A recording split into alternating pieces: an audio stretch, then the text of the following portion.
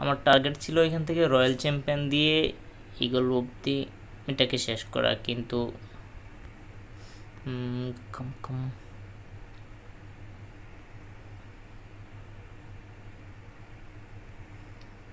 Simple attack ছিল, dragon attack. Target ছিল ইগলটাকে শেষ করে দিক দিয়ে মাল্টি ইনফর্নেটরে শেষ করতে পারলে আমার এনাফ হতো। বাট তারপর আমি একটু তার চেয়ে এগিয়ে চলে আসছিলাম রয়্যাল চ্যাম্পিয়ন নিয়ে।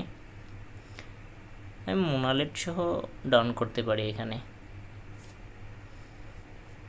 ভালোই ছিল, আমার প্লাস পয়েন্ট ছিল এখানে।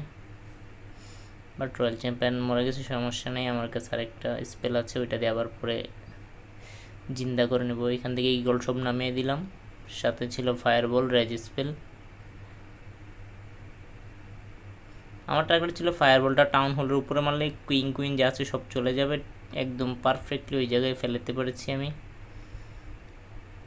একদম সিসির মধ্যে যা ছিল আমার এইগুলো বাহির করতে হয় নাই, একদম সব কিছু এভাবে রয়ে গেছে। কত ইজি অ্যাটাক ছিল, আর্মিও কতগুলো বেঁচে গেছে আমার।